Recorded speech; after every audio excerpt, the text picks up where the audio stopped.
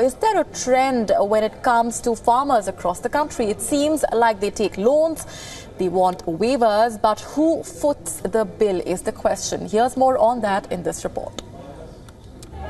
As far as protests go, this one was grotesque and disturbing. It started with a gory display of skulls, rats, and even nudity by farmers from Tamil Nadu who were protesting for a loan waiver of all their farm loans.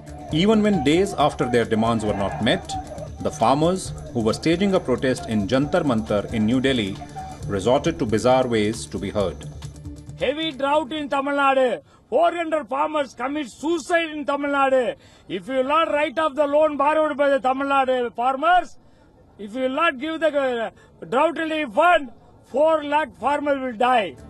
Clearly, loan waiver for farm loans seem to be common for farmers across India. But how many of these are justified? Let's take the case of Madhya Pradesh. The state has managed to raise production of cereals, but more than that, the rise in output of horticulture, livestock and other activities. Despite this, farmers in the state began protests over low prices for their crops on June 1. The Mandsaur-Neemuch region became the nerve center of the gathering storm of farmer distress. Later, protests spread to some other parts of the state. 5 people were killed in a police firing too. Chief Minister Shivraj Singh Chauhan resorted to a day's fast to drive home the point.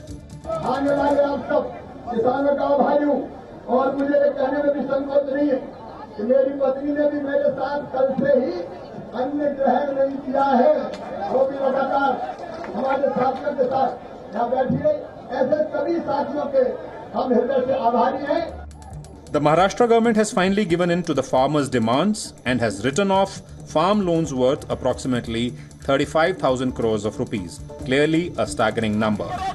The farmers' protest in the meanwhile has invited a variety of reactions. Congress अगर इस हद तक जाएगी कि आंदोलन का मुखौटा पहनकर पुलिस स्टेशन को जलाएगी, तो कहीं ना कहीं जनता भी इस चिंता में है कि आज ये 40 हैं, अगले लोकसभा के चुनाव में कहीं 4 तक सीमित ना रह जाए। और ये सब माफ करने का विषय मेरे लिए ऐतिहासिक है और इसलिए मैंने खुशी इसमें की और मैं इतना ही कहना चाहता हूँ कि जो किया वो जल्दी अमल करो। As a government, you must address the concerns of the farmers of Madhya Pradesh. Already there was police firing, 6 persons have been killed. It was a brutal, cold-blooded killing of farmers who have been agitating on certain genuine demands. Chauhan government has completely failed to address the concerns of the farmers. The BJP government in Madhya Pradesh is so insensitive to the sufferings of the farmers. While there is always a case for struggling and poor farmers to get a helpline from the government, it is tough to assume that the government can waive off all loans at all times when it comes to farmers. The question is, who will pick up the tab for this? The RBI is at a fairly advanced stage of preparing a list of those debtors where a resolution is required through the IBC process. And you will shortly be hearing about it. I can tell you we are actively working in that direction. I can't give you further details because some of these details are price sensitive. But you can take it that there is a movement going on in that direction. Karnataka became the latest state to raise the bogey of farmer loans on Monday. The strike itself petered off, but it is a sign that farmers are increasingly resorting to agitations to get their loans waived off. It is clearly a disturbing development. Bureau Report, WION.